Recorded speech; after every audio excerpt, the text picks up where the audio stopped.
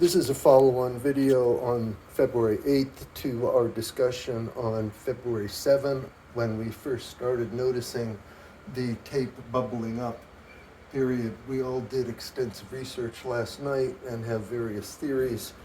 I think the predominant one, at least for me, is that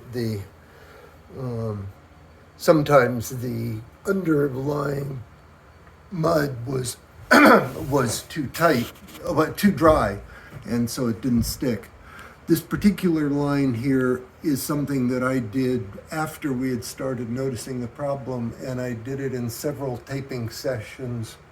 I may have even removed the tape, or this could have been after I did remudding, but I was able to do it without any noticeable bubbles. There are a couple here. The Vancouver carpenter, just to validate what the Vancouver carpenter says, you can identify how that sounds good, but here you get a different sound.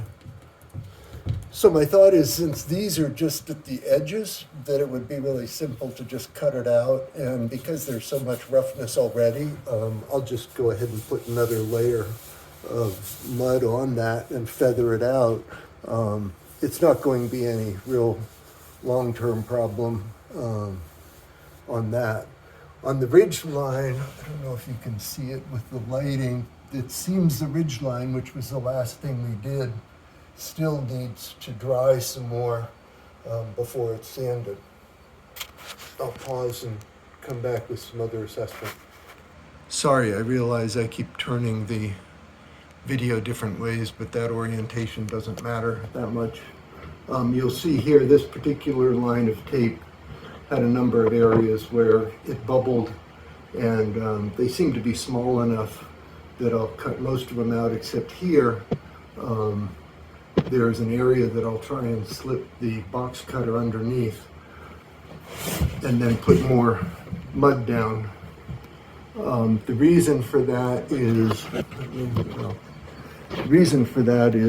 that I had experimented here by putting water on top of the bubble and really massaging it into the tape. Even so, it didn't really moisten down deep. You can see that's better, but it still doesn't sound good. But again, this goes down, and so it's going to need to be, there's some more bad, it's going to need to be remudded anyway. What was interesting here is an area where I had been lifting up. I tried to lift up the edge and get mud underneath, and I couldn't do it, and so it didn't shrink down, didn't do anything. Over here is a area that I did not fix, and what's interesting is that that by today, I don't know if you can read that here, I'll turn it. By today, it's clear the bubble shrank down more than it was yesterday, but you can see it's still not adherent the way the tape is adherent here. I hope you can hear the empty sound. Like here, this area, I think I had tried to lift off and retape. That didn't work. So let me pause again. I'm trying to get rid of the backlighting here, but if you look down, pretty much, the end of the thing's not too bad. That back wall really has nothing on it. There are a couple of runs here which just didn't work, and right there I think I'll probably just cut out the whole tape. But down here it seems to be not too bad. So there's only that one that I think I need to do totally. I think I should I'll see what this is. I might need to totally do that. The times we were down in the corners, I don't see much of the bubbling. So I think it's when we tried to do long runs and that then the mud, the mud would would dry out by the time we got back to seal over the long run. So it's really pretty good. I'm going to pause again and do the front of the house. But around the chimneys, again, when we were doing shorter stretches, it didn't cause a problem. Here, I think I think that'll be an easy fix. But down again, when we went out to the corners, we did a good job, and I don't see much problem there. We detected yesterday a number of runs that I think are due to, we felt that it was so hard to get the mud on and get a tight seal because of variations in the underlying butt joints. So that one I just showed you here, this first one at the edge of the thing, I know people worked on that a lot, but out further on the out further, I don't see many real bubbles or problems up high. So I think that worked. I know people had worked hard on this one, and really there's only this one, where is it? Right there I see a little bit. Maybe that's something. But most of this seems pretty good along this run. So I'm not sure we should mess with it. One thought I had is something like this, I might just take a little slit and then press the mud into that slot. I saw one, I think it was the Drywall doctor guy, did that on a couple of places.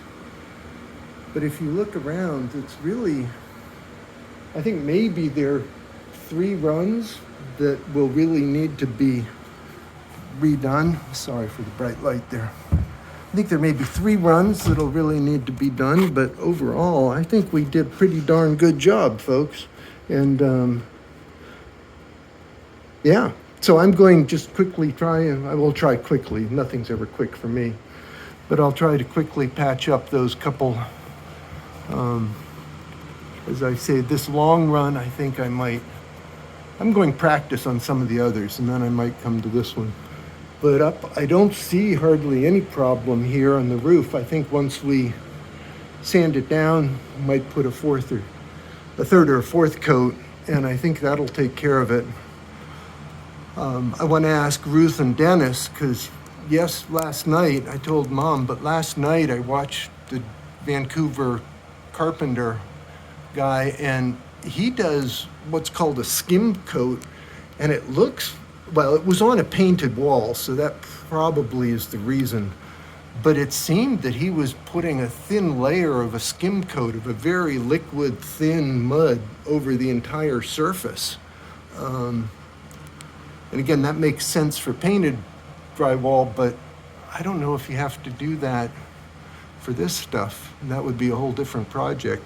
In a sense, it's priming it, so it might be easy to just make, if we think we need to do it, we could just do a very thin drywall mud and then roll it on with a roller. But I think, again, look at that. We've got it hung look, I'm coming right down there. It's not wavy. Lord knows it's not like what they did up at Woodlands in the early days, where it was, the roof lines were done by I'm sure it was a drunken carpenter who was weaving in and out. And it's amazing how smooth we got, the actual attachment of the drywall sheets was really well done. And we'll work through these other issues. So that's my report, and I'm sticking to it, folks. Thanks for hanging on for, oh God, this is almost 10 minutes. Sorry about that. Bye-bye now.